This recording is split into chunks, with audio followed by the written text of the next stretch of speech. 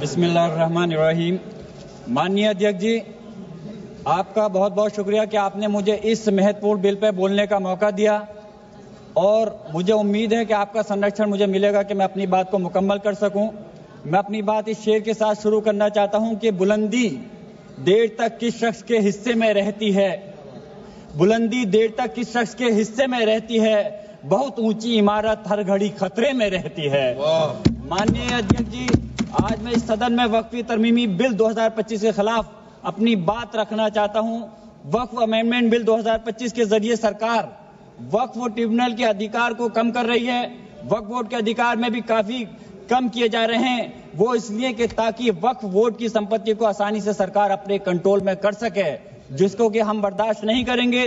माननीय अध्यक्ष जी, मैं आपके माध्यम से कहना चाहता हूं कि मैं और हमारे नेता माननीय राष्ट्रीय अध्यक्ष अखिलेश यादव जी सिर्फ इस बिल का इसलिए विरोध नहीं कर रहे कि इसको एनडीए सरकार लेकर के आई है। हम इस बिल का विरोध इस वजह से कर रहे हैं क्योंकि ये हमारे मुस्लिम समाज को तोड़ने का काम है, हमारे मुस्लिम समाज को कमजोर करने का काम है और इस देश के अंदर विकास में रोधा उत्पन्न करने का काम है। माननीय अल्पसंख्यक मंत्री जी कह रहे थे कि विपक्ष गुमराह कर रहा है, बल्कि हकीकत यह है विपक्ष गुमराह नहीं कर रहा इस बिल के ऊपर, बल्कि आप लोग गुमराह कर रहे हैं। आप लोग गुमराह कर रहे हैं इस सदन को, आप लोग गुमराह कर रहे हैं इस समाज को, इस देश को। आपकी सरकार का नारा था का सबका साथ सबका विकास। मैं पूछना चाहता हूं, ये आपका नारा खोखला है। मुस्लिम समाज को टारगेट करके नुकसान पहुंचाने की आपकी मंशा साफ हो गई है।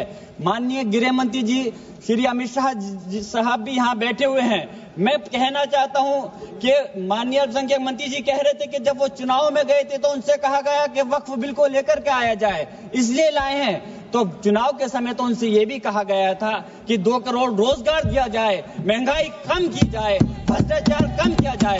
हमारे लोगों को उस चीज की जरूरत है, वो क्यों नहीं देते? मैं कहना चाहता हूं कि इस देश का मुसलमान दुश्मन नहीं है, इस देश का मुसलमान वफादार है, इस देश की तरक्की चाहता है, इस देश का विकास चाहता है।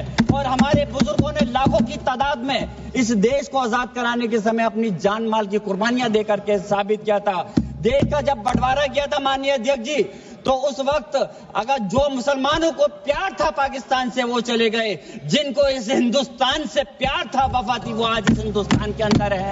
हम इस देश के दुश्मन नहीं, हम इस देश में नौकर भी नहीं हैं, हम इस देश के मालिक हैं और हम चाहते हैं कि सब लोग मिलकर के, सारे धर्मों के लोग मिलकर के इस देश की तरक्की की बात करें। मैं पूछना चाहता हूं कि मुस्लिम के 5 साल मुसलमान होने के बाद प्रॉपर्टी को वक्फ कर सकता है? कैसा मजाक है ये? किस प्रकार की बात है? महिला सम्मान की आप बात करते हैं। अरे महिला सम्मान के अंदर तो पहले ही 2 महिलाएं बोर्ड के अंदर रहती थी। आपने कौन सा नया तीर मार दिया कि कौन सी ज्यादा महिलाओं को आप अधिकार दे रहे हैं? मंत्री जी भी कह रहे थे कि तमिलनाडु और केरल के लोगों को कहना चाह रहे थे। मैं पूछना चाहता हूं, याद रखना ये बिल इतना खतरनाक है, हमारे सारे समाज को तोड़ने का काम कर रहा है और बिहार और खासतौर से आंध्र प्रदेश की जनता आपके सहयोगी दल को कभी माफ नहीं करेगी अगर वो लोग इस बिल पर आपका साथ देते हैं। तो मैं कहना चाहता हूं, कमाल की बात तो यह है, मुस्लिम समाज को हक देने की बात वो लोग कर रहे हैं जिनके पास 240 सांसद होने के बावजूद एक भी मुस्लिम सांसद आपके पास नहीं है। आप बात कर रहे हैं, मुझे अफसोस है कि आप इसकी बात कर रहे हैं। सत्ता पक्ष के लोग मुसलमानों की तरक्की की बात कर रहे हैं। आपके मुंह से ये बात अच्छी इसलिए नहीं लगती, मुसलमानों को उत्तर प्रदेश हो या हिंदुस्तान का कोई सा हिस्सा हो, उन्हें नमाज पढ़ने से दिक्कत है। माननीय अध्यक्ष जी, बस मैं अपनी बात खत्म कर रहा हूं। अजान से दिक्कत है, मदरसों से दिक्कत है, मुसलमानों के कारोबार से दिक्कत है, मुसलमानों की स्कॉलरशिप को बंद कर रहे हैं और उसके बाद वक्फ के माध्यम से मुसलमानों को हक दिलाने की आप बात कर रहे हैं। मेरा कहना है कि क्या देश में माननीय न्यायालयों के अंदर पहले से मुकदमों की कमी है जो नए इस बिल को लाकर के नए जन्मों को विवाद दिया जा रहा है?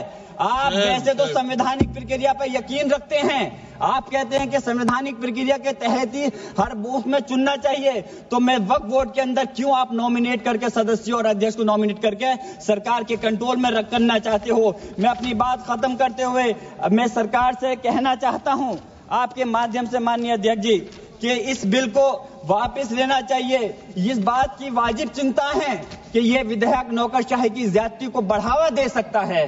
जिससे मुस्लिम कम्युनिटी में विश्वास कम हो सकता है। संस्कृति और मजहबी विरासत की हिफाजत कभी भी प्रभावित नहीं होनी चाहिए।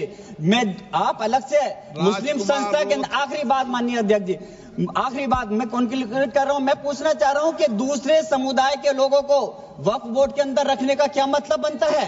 क्या आप दूसरे मजहबी संस्थाओं के अंदर मुस्लिम समाज को भी रखने का काम करेंगे?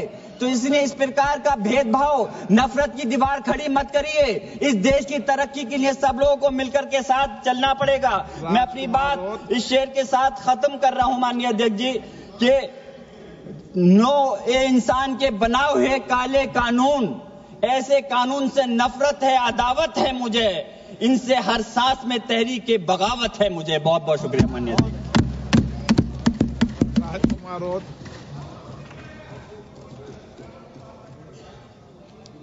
माइक तो चालू है। धन्यवाद अध्यक्ष।